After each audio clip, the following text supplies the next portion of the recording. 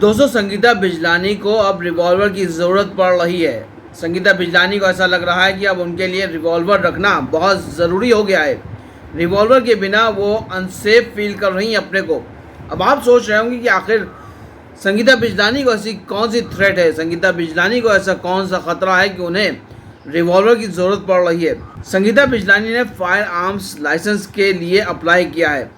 और ये fire arms licence उन्होंने पूना में किया है, क्योंकि आप जानते हैं कि पूना में भी संगीता बिजलानी का एक घर है और उस घर में करीब 3.5 महीने पहले एक चोरी हुई थी और उनके घर से बहुत कीमती सामान चोरी हो गया था। और संगीता बिजलानी कहती हैं कि उस चोरी के मामले में आज तक कोई ब्रेक थ्रू नहीं हुआ है, कोई ब्रेक थ्रू मिला ही नहीं पुलिस को, अभी तक कोई भी सुराग नहीं मिला है। लोगों को पकड़ने की बात तो दूर है, जो अपराधियों को पकड़ने की बात दूर है, अभी तक उनको सुराग भी नहीं मिला है कि आखिर किसने उनके घर पे चोरी की थी, इतनी बड़ी चोरी की थी। अब आप समझ सकते हैं कि संगीता बिजलानी के घर पर अगर चोरी हो सकती है तो फिर आम इंसान का क्या। बहरहाल संगीता बिजलानी इस बात को लेकर काफ़ी ज़्यादा चिंतित हैं कि उन्हें ऐसा लग रहा है कि कभी जब वो घर जाएँ, अपने पूना वो घर जाएँ जहाँ वो 20 साल से रह रही थी, मतलब वहाँ पे आना जाना था उनका वहाँ पे, तो उनको ऐसा लगता है कि अगर वो वहाँ पर जाएं तो कम से कम उनके पास कुछ तो सेफ्टी की चीज़ होनी चाहिए अपने लिए। तो इसलिए उन्होंने फायर आर्म्स का लाइसेंस के लिए मांग की है, उसके लिए अप्लाई किया है और उनका ये कहना है कि वो बिल्कुल भी सेफ़ नहीं फील कर रही हैं, क्योंकि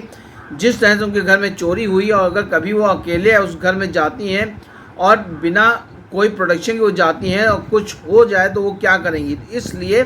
वो फायर आर्म्स लाइसेंस जो है वो अप्लाई किया उन्होंने और वो फायर आर्म्स लेना चाह रही हैं, यानी कि रिवॉल्वर लेना चाह रही हैं। अब जाहिर सी बात है, हर कोई अपनी सेफ्टी तो चाहता ही है और जब ऐसा मामला हो जहाँ पर कोई सुराग ना मिले, 3.5 महीने हो चुके हैं उसके बावजूद कोई सुराग हाथ ना लगाओ कि कहाँ किसने कैसे चोरी की है,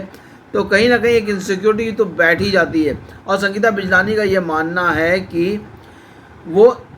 बहुत इस बात को लेकर परेशान है कि अभी तक कोई सुराग नहीं लगा कि उनके घर में चोरी किसने की है। बहरहाल अब देखना ये होगा कि संगीता बिजलानी को वो फायर आर्म लाइसेंस जो उन्होंने अप्लाई किया वो मिलता है कि नहीं मिलता है, और मिलता है तो उसके बाद वो किस तरह से कौन सा हथियार रखेंगे अपने पास। और सबसे बड़ी बात यह है कि रिवॉल्वर लेना तो ठीक है, उसको चलाना भी तो आना चाहिए। उसके लिए क्या संगीता बिजलानी कोई एक्स्ट्रा ट्रेनिंग लेंगी, इसके बारे में भी उनसे बात करने की कोशिश ज़रूर करेंगे और यकीनन इस बात का भी खुलासा आगे चलकर ज़रूर होगा कि संगीता बिजलानी को लाइसेंस मिला कि नहीं मिला, और मिला है तो उसके बाद संगीता बिजलानी ने किस तरह का फायर आर्म्स अपने पास रखा है, उसको चलाने के लिए उन्होंने